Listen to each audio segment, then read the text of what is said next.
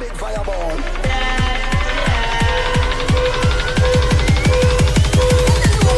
More fire. More fire. Is it working? Yes, it is. Yes, guys, what's happening? This is episode 22 of the United Forever podcasts, and this is called Istanbul-dozed. Fuck me. I'm Sam Spanner, and I'm here with my cousin. Cousin Adam, how are you? Adam Shagham. I'm all right, mate. All right isn't too bad, I suppose, after watching that bollocks. What about you, mate? Yeah, not too bad. I don't know, really, just picking myself up after watching 90 minutes of, I don't know what. I thought we were going for the Turkish delight tonight, but it didn't work out that way, did it? Oh, mate, I miss Turkish delights. They don't sell them over in this part of the world. Amazing. I don't know why. There's something disgusting. But yeah, really nice about them.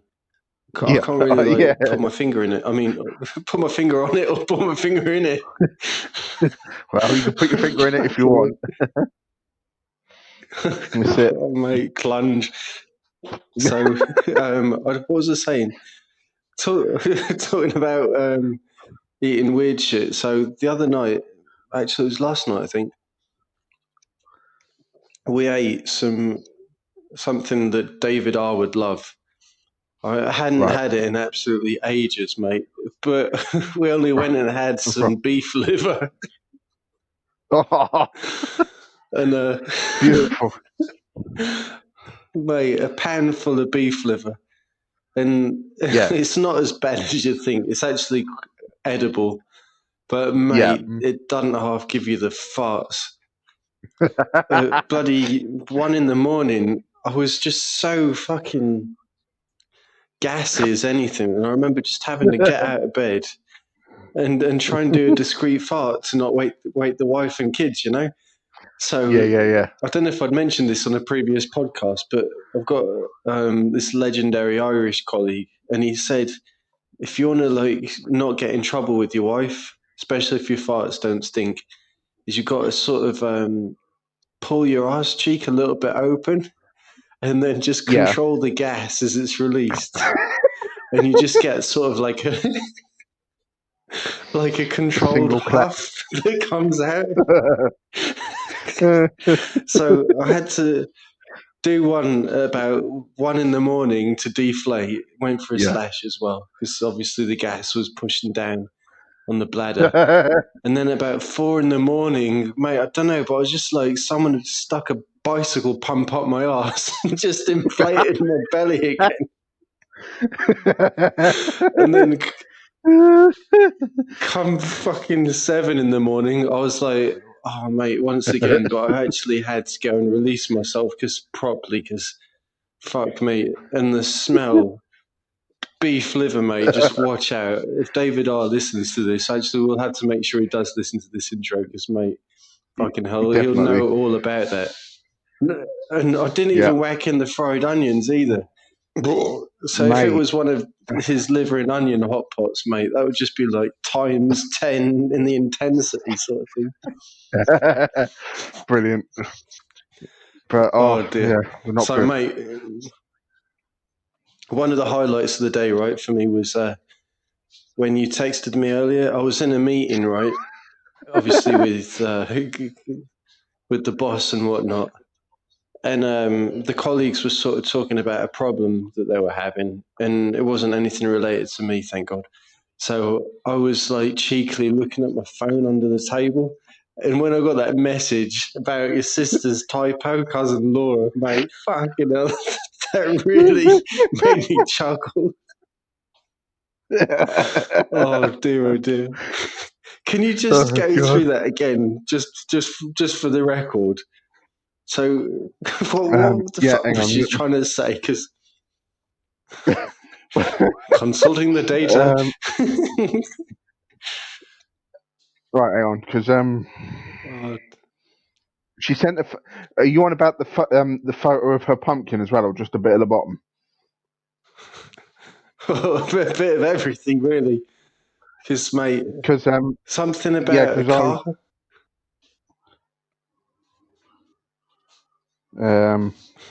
What was all that about? Because I mean, no, that was me. I've just realised. I didn't realise that. oh, mate, there's Shit, a fucking onion Baja moment again.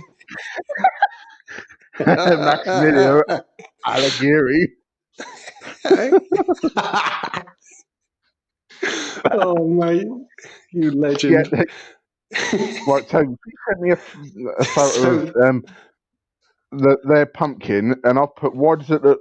I was meant to put, why does it look like the cat is farting fire for? But I put, why does it look like the car is farting fire? And, and the fact that I'm dyslexic, she must be as well, because she Ford obviously knew what Capri. I was on about. She obviously knew yeah, I what I was know. on about, because she didn't. She goes, "Oh, I didn't see that before. It's another bet." Yeah. But yeah. Anyway, so let's fast forward to the Yeah. actual thing that probably did it as well. Um, I had to go for a COVID test today, and Oh, she's yeah. put on there, "Hope all goes okay with the nose pigging today," and I'm like, "What the fuck is nose pigging?" And she goes, "It's like." She actually corrected that spelling, and it changed. So she corrected the autocorrect, and then the autocorrect corrected her back to pigging. And she's and the word was actually meant to mean poggling. So yeah, oh, mate. Fucking hell. So basically, she was trying to not say that you've been rolling up slices of bacon and seeing if you could shove them up your nostrils. well, apparently not. Yeah, but it still doesn't beat oh, the one that she did. What was it, Keen? What was that yeah, now? when she called your wife King. Keen, yeah. About, she called Oh your mate, daughter Olympus or something. Olympus, yeah, that was it. Yeah. oh, bloody brilliant, Oh, mate. Fucking fantastic, brilliant. fantastic. So, so I mean, prior to the match, mate, I've been trying to just defend Ollie to his last few Yep, moments as manager, mate. Because I mean, yep. I'm This is just gonna not happen, going to isn't it? accept that Poch. Yeah, it's No. going to happen, but I'm just not going to accept that Poch is going to be a big improvement. Because when you think about it, No. the bloke's win percentage at Spurs isn't better than Worse than Ollie's. Ollie's win percentage at Man U. It's worse. And Yep. when people take the piss out of Ollie for getting Cardiff relegated, I'm sorry, but Cardiff had a fucked up board. And he only came Yep. into management in January, and he only had, 4 months to turn things around. So Yep. his scenario, if it was Football Manager, would be battle bravely against relegation. And don't forget, the fans Exactly. were pissed off with the club anyway for changing the Bluebirds kit to red. So what Yeah. kind of bloody Yeah. Bluebirds would they be in a red kit? So What was anyway, the name of their chairman? but Vincent Tan, wasn't it? something like Was that his that. name? Yeah, sounds like, Yeah. yeah, I think you're right there. So, Yeah. mate, and then apart from that, I mean, people are saying how well he did at Southampton. So he started off, Southampton were in 15th place when he took over from them. And he had a beautiful And they season, finished. and they finished 14th. So well done, Poch. Yeah. Exactly. And it's like Then he when he leaves went to Tottenham Southampton. for Tottenham, Yeah. and they lose a So, two. yeah. They finished third in a 2-horse race. Basically, and Arsenal Oh, managed to I know. finish above them. How did they do it? Oh, I Yeah, don't they know. bottled it in the last 4 matches of the season. And the other thing Yeah, is when and fucked up. Koeman came to Yeah, Southampton, he actually did better, but he doesn't get any credit. And no, then that's it. people are saying that he turned Tottenham into a top 6 team.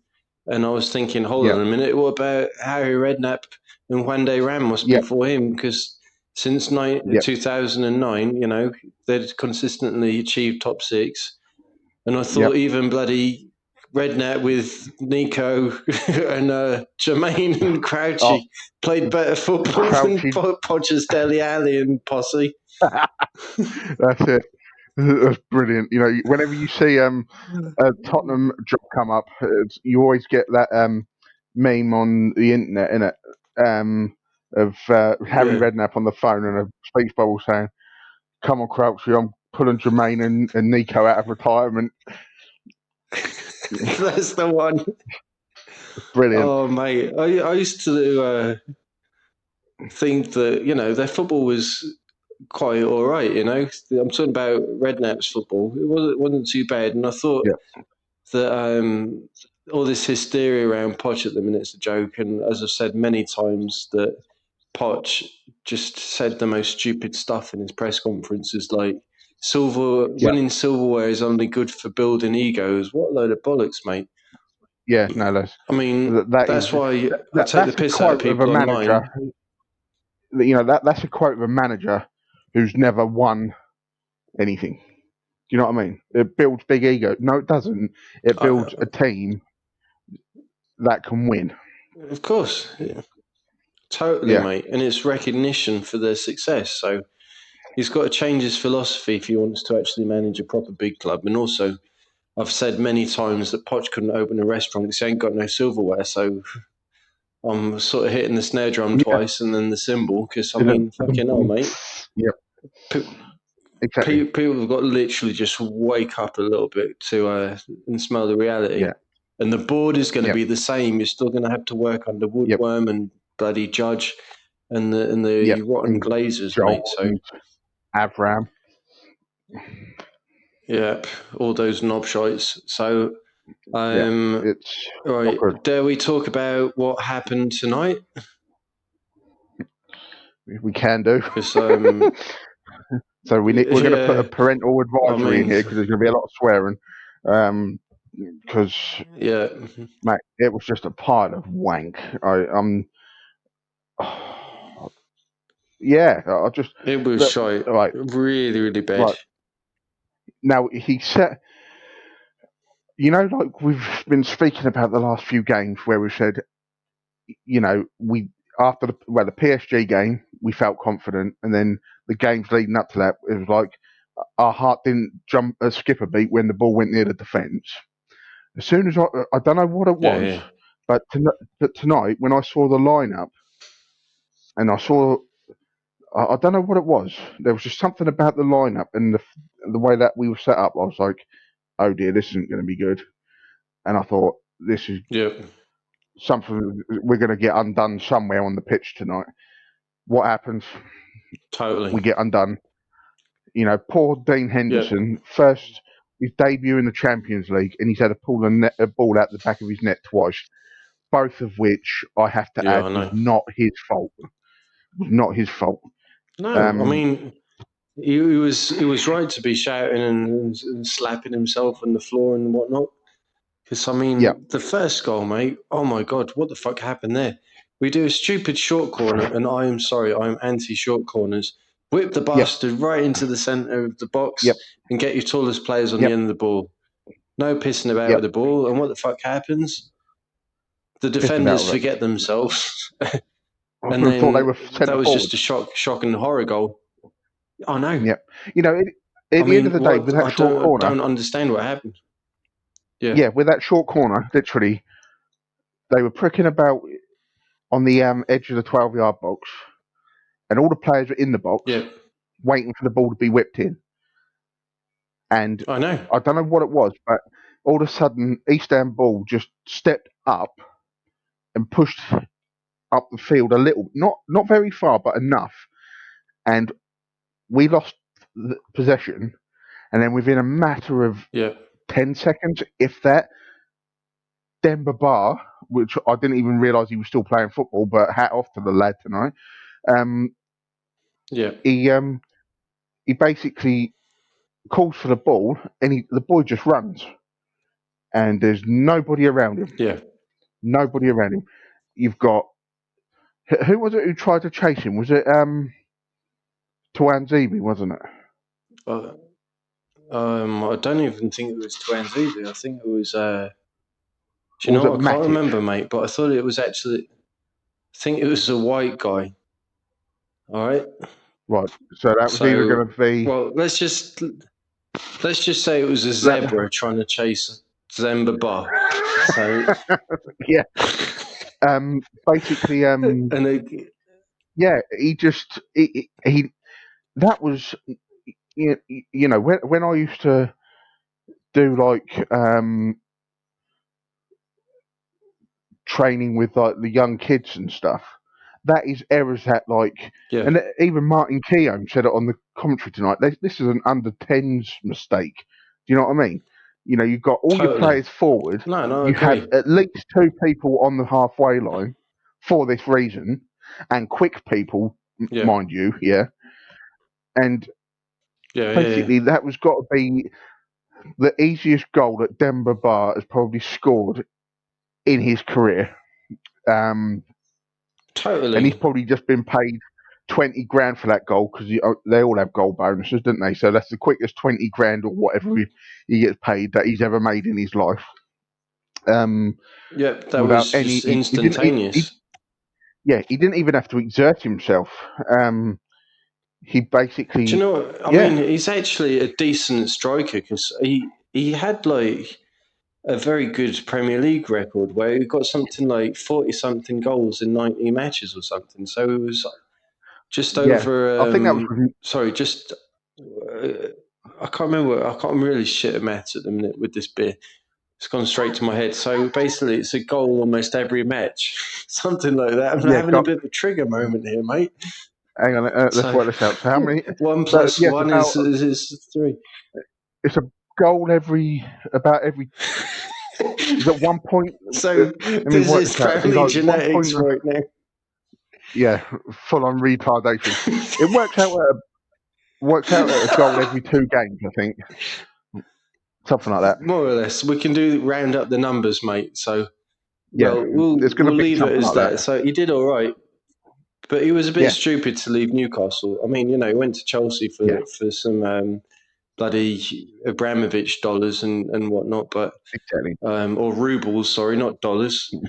But Rubles, yeah, I mean, he was like proper like getting a lot of game time at Newcastle, but then he was sort of overshadowed in his yeah, time at Chelsea. But anyway, the second yep, goal, mate, again was embarrassing because you had three yep, zebras chewing yep. grass on the edge of the box, and then there was one red tangerine, not red tangerine. Fucking hell, this is not good. There was one orange tangerine, completely free, and it kind of reminded me of like,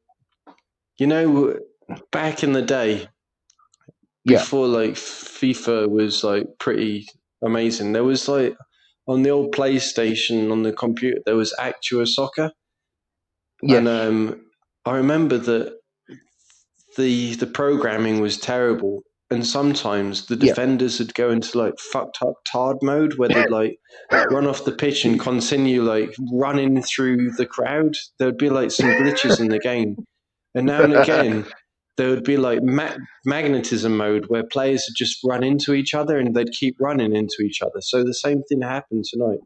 So, yeah, mate, I don't know what has gone on with the defenders' heads, but you asked yeah. me a Because question earlier. Do I think that they're trying to push Ollie under the bus officially? yeah, Maybe.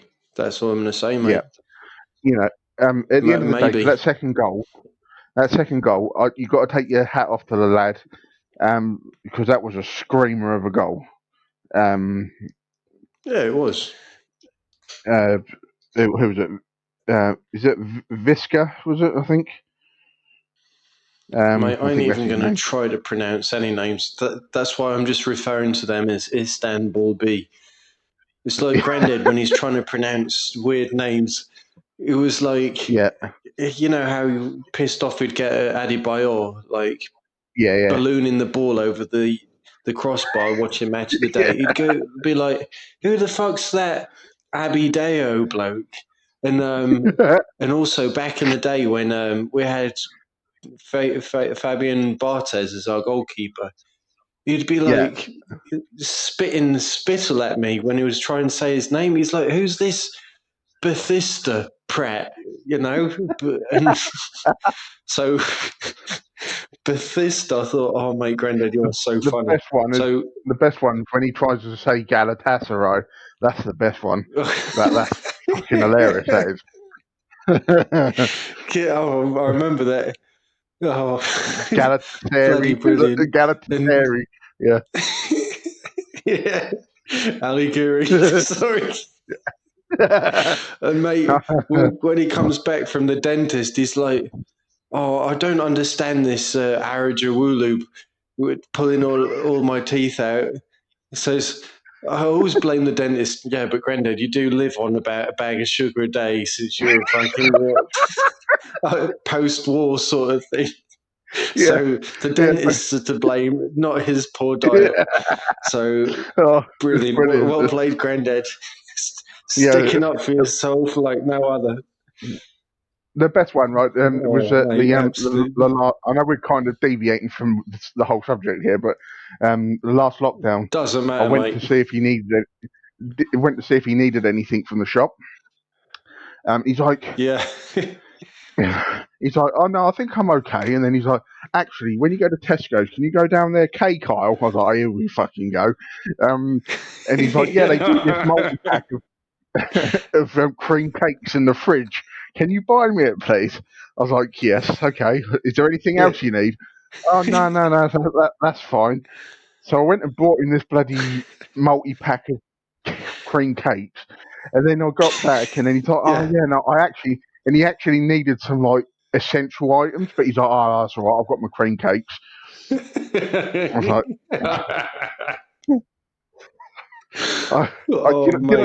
this is. I've always wondered what would happen if we gave Grandad a Red Bull, because that would just be like,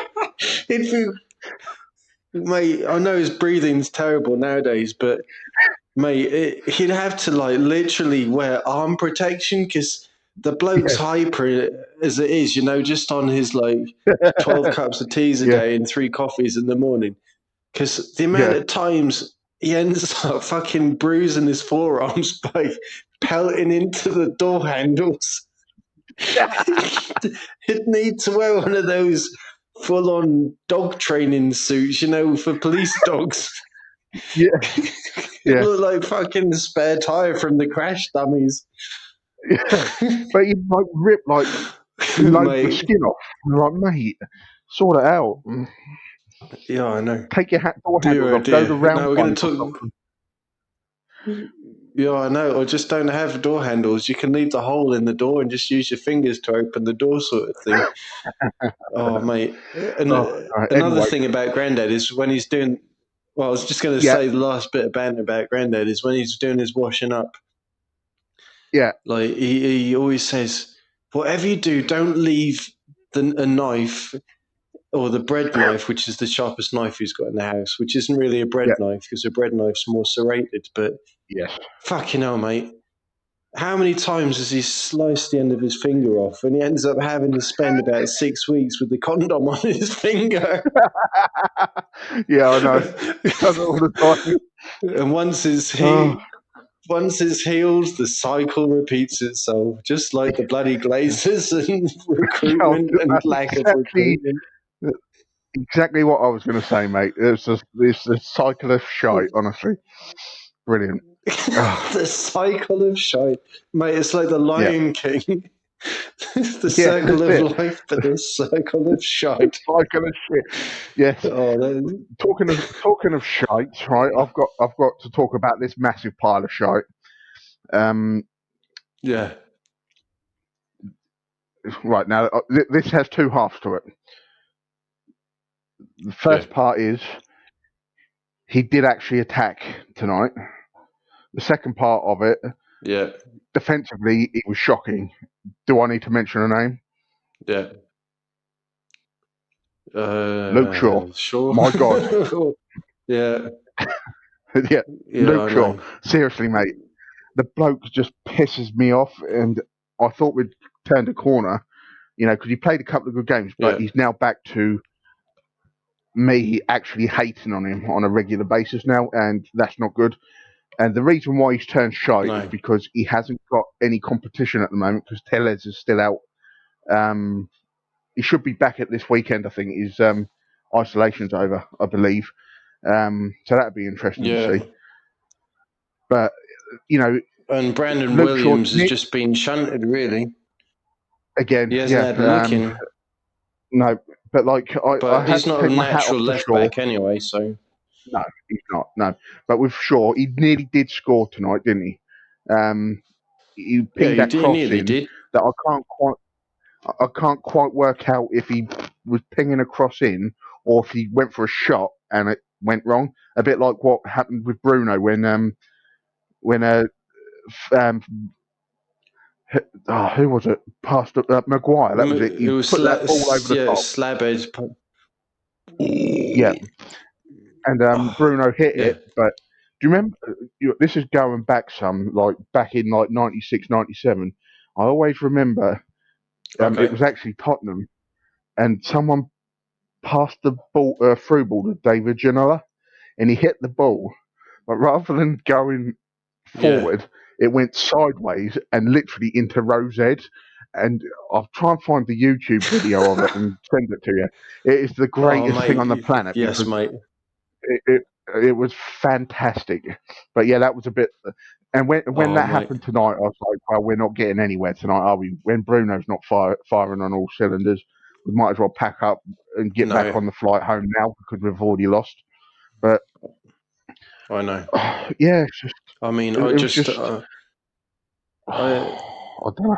Do you know what? People have been pissing me off like online saying even Ollie doesn't know his best 11. But we know his best 11, but they've let him down. We know his back Mate, they have. five. It's got to be Luke Shaw at left back. And then you've got, Yep. it was Pogba and Matic, really. They were his favourite post-lockdown. And then they seriously let him down. And we got completely bumholed by Spurs. And then, he's got his Bruno in front of them, and then he's got his triple M's up front. But Tony Marshall's been suspended for 3 matches, and obviously it's going to take him a while to hit form get back again, on the front. and get good. But it's good to see right. that Now we've got he the got on the international score break sheet, coming up. Yeah, he got on the score sheet at least, so that's a bit of a boost for him. But I'm just like, why take Tuan Zebi off at half time? Why do that? I was going to say maybe it's just because he got a yellow card, Maybe, but then this is what we were talking about the other night. It's all that squeaky clean image, isn't it?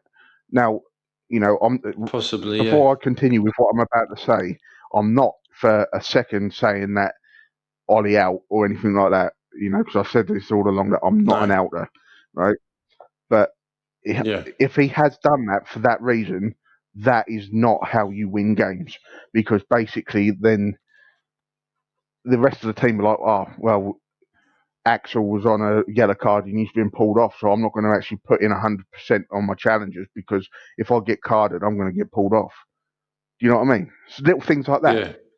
Yeah, I know. I don't know. It could just be me being. Do you know what I mean? But I think it's just. Yeah, but I mean, I completely get where you're coming from. I mean, Ollie's trying to protect his graduates, a little bit. But I mean, maybe he could sniff that the players are letting him down, and just to protect Twanzibi's reputation a little bit, he thought that he doesn't want to be in the limelight, But he's got a serious problem with 6 central midfielders and no bloody proper wingers, So what the fuck can he do? He's not backed, and we could sort of smell trouble, I say, but like tonight, did McTominay start? He came on, and I don't know if my eyes were deceiving me, but was he playing like a right midfield role? Do you know what? I think he might have been in the right midfield of the diamond again or something stupid. It's just why he came on he's for. not. He come on for I don't Twanzibi. understand. Yeah. Yeah. But then was he playing right centre back? I was so confused. Then I saw Matic in the left centre back position as well. Yeah. So whether or not they went into 5 in the back, but then you would have brought on Lindelof for that. I can't quite work out. And then I thought maybe they've just gone into a back three, and then behind the back three they've got Harry Maguire as the sweeper, which I haven't seen in years. But I mean, I just don't know, mate. It's like, when we would play the old Championship Manager and every 2 minutes piss about with the changing formation. Exactly. So I have no idea. I mean, it was quite good to see. Well, they brought off Wan-Bissaka and brought on Timbo, which was nice to see. Yeah, I mean, I'm a Puritan, mate. I love all of the idea of giving the graduates opportunities. Yeah. But because we've got so many stupid agents that pull in the strings and the bloody board with their sponsors, I cannot see how anyone's going to get. No. You could put the best manager in, and you're still going to get the same result. Now, the thing is, like, to begin with, we were playing 1-2 touch football before the first goal, and that worked well. That's Van de Beek was about pinging the balls in. He was everywhere, and he was doing like a Messi. He had the ball stuck to his foot at some points. He was dribbling it in and out and stuff, and that was nice to watch. That's but then, I think one of the commentators touched on it. The attack isn't the problem; it's the defense. The defense is woeful, and that's being we get open quicker than it takes to open a can of tuna with a can opener. You know what I mean? Or even a can of corned beef that Grandad likes to open. Obviously not using the key because he cuts the ends off both ends of the can because apparently it's safer. Yeah. Because he doesn't want to slice his finger open again and put a condom on it for 6 weeks. So. And then he brings on Pogba, right? Fuck me. And Pogba, right? When Pogba's not on it because he walks around like a fucking chicken. He's got his head going backwards and forwards like a fucking pigeon. He's doing that fucking... And he's got a limp. Yeah. He reminds me of a bloody toddler with a nappy that's just full of shit inside it. Limping because their ass is on fire and they need a bit of Sudocrem to soothe the bumhole or something. The white ball gang. So he brings Pogba on. he brings Pogba on 60 minutes, and Pogba spends the rest of the fucking Hold on, half sorry, hour son. running Sorry, around. Look. Stop, mate. Stop. Just so the listeners do not think you're being racist, because we're talking about Pogba and stuff, and then you just said the white ball gang. If we go back to one of the first episodes, basically you and your ballage problems. Well, I also had ballage problems, but mate, your serious ballage problems, you'd have to slap on tubfuls of Sudocrem onto your balls. Hence, slather Sudocrem. Yep. The white ball gang. Yeah. So, that was. There we go. And then I just thought I'd do it so our channel doesn't get shut down. Yeah, as the other episode stated, if the white ball gang didn't do the job, it went to the pint of milk between the legs. Or the Velcro. All those bad boys. From your Adidas shoulder bag. Fucking hell, man. Never again. Yeah. But, going back to what I was saying, right? So Pogba comes on after 60 minutes, right? You expect something. Yeah. And all he's doing is just running around like, what? Have you ever seen, a pheasant? Yeah. Yeah. The big, Have you ever seen one of them run? Because it's the funniest thing you've ever seen in your life. It's like a dinosaur. The head goes Mersey down, the Road, tail mate. comes up. Yeah, right. And they Fingrino Road. Yeah. Yeah. and they're like running, and their heads are going backwards and forwards like fucking no tomorrow, right? And that's what Pogba Yeah. reminds me of. And I'm like, you've I know got what you no mean. interest in this game whatsoever, have you? He's just walking around, I know. and he was no word of a lie, right? As I say, he come. I'll keep banging on about this, but he come on after an hour. After about 70 Yeah, minutes, he was blowing. He was puffing. The bloke ain't fit. I know. He was No, mate, he's blowing not. hard. He's lost lung capacity. I'll tell you what, right? He's, This is my idea on this. He was blowing harder than a $2 hooker. There we go. There we go. Have that. oh, mate, that is brilliant. I mean, That it reminds me of the time when Grandad years ago said that he was driving, probably bombing at 90 mile an hour down Fingrano Road on his way home from work, and he reckoned that yeah. he went straight into a into a pheasant, and he literally yanked the handbrake up, and he thought, "Mate, I'm keeping that." And he says the Yeah. vehicle that literally passed him on the other side of the road did the same thing, handbrake up, Yeah. and it was literally who can get out of the car the fastest and grab the pheasant. And Yeah. Grandad said the bastard literally got out of the car before him, threw it in the back, and bombed it off God knows where. Yeah. So Grandad missed out on a roast pheasant there, but Yeah. oh That's it. dear. But mate, Yeah. I'm It's gonna just try and do a little bit of gratitude right now to Ollie, okay? Because I right. honestly feel like, probably Right. 85% to 90% of the fan base is going against him now. Yeah. Before you touch on So, this, right? I mean, Before you start yeah, giving him a big up, right? I just want to say this, right? I'm yeah. not a betting man, but I've got a funny feeling come um, 2:30, 3:00 on Saturday, Ollie won't be in a job. If I'm honest, I've Yeah, just got that. probably. I've just got that inkling that he's going to get the boot this weekend somehow, and Yeah. it's going to be So, shite. If the um, flip flop fans think it's shite at the moment, you wait until they sack Ollie, and then you will experience shite because it's yeah. Anyway, right, you continue with your big up to the bloke no, because he's going to need it. I mean, as kids, he was one of our heroes. We were blessed Yeah, to have him as part yeah, of, the glory days and stuff. exactly.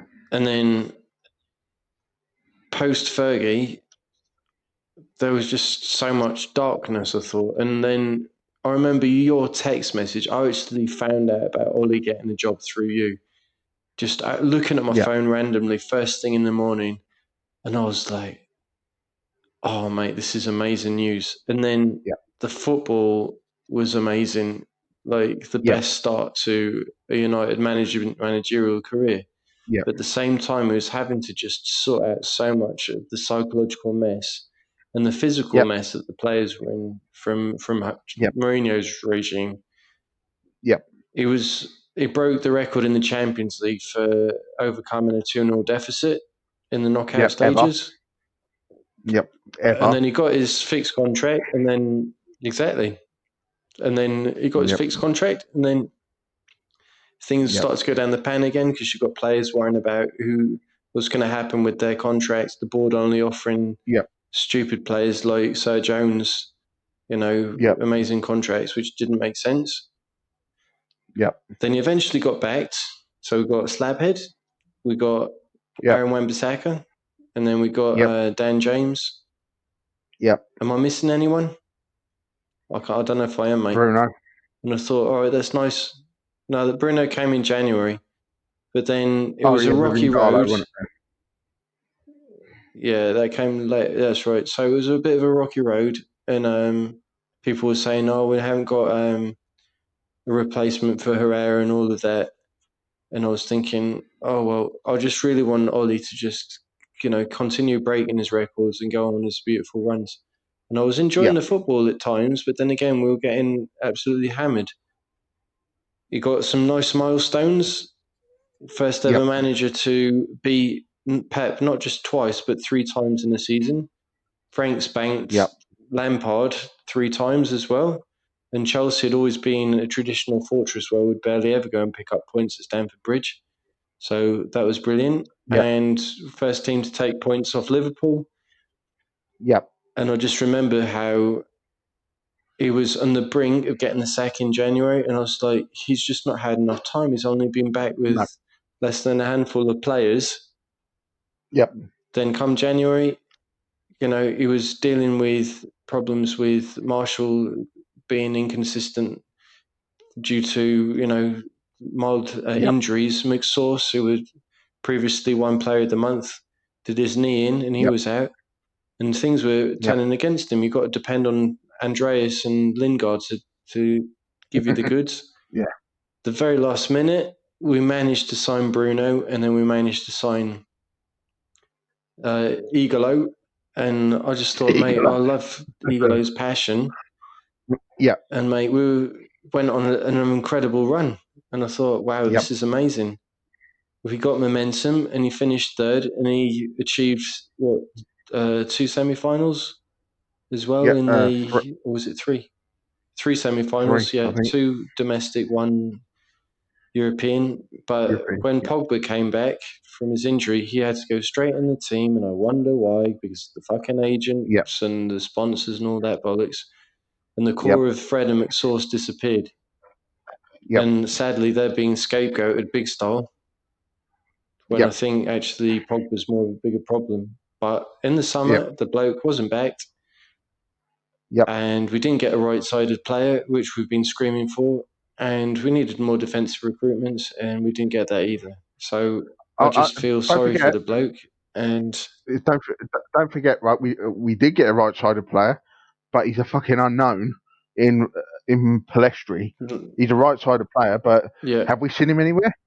Apparently, he was first team ready. No, mate. That's what we were told. Well, I've seen him. Sorry, although I've seen him play for the under-23s, and I wasn't impressed at all. So, and we got the other right-sided player who didn't get a work permit.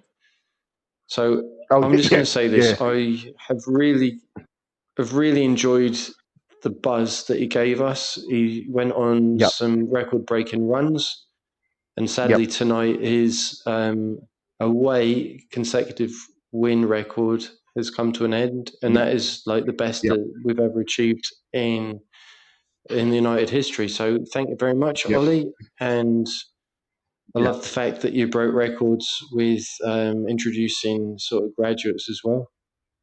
Sort of recent history. So I mean, that's brilliant. I've said it again many times that I'm a Puritan, and I believe that we should always look into the academy first before we spend stupid money elsewhere. So definitely. And just to have a bit of a laugh, I thought if Ollie goes and we manage to avoid Poch and Ali Geary, Giggs wouldn't be a bad option. I hate to even talk about alternatives, but he only went and got himself arrested this morning, didn't he? So yeah, I know. Yeah. So that's it's not good. Dear. I think the thing is, and this has been mentioned on other fan channels. Well, yeah. Basically, Ollie got the job because he ticked boxes, not because of what he did as a player, but what he was doing as a caretaker manager. He ticked the right boxes, and people have forgotten that. And there's a lot of, if you want a word, extremism within the fan base, and it's not good. They are, and the problem that we have got as well is the fact that the fans aren't in the stadium to be able to show their support to the manager in front of the board and the owners, because they can see that we are commenting on social media. They don't care what we're writing. They're going, that's 12 million views. Thank you very much. That's it's clickbait for them. Clickbait. That's all it is. And basically, it's it is so annoying because whether or not he was brought into the club under false pretenses and was said, we were going to give you X amount of time to be able to do what you need to do, Yeah. I don't know. And then when he come in permanently, he goes, right, okay, we're going to achieve it, but we're going to achieve it this way. And the board have gone, well, no, that's not going to happen. I don't know.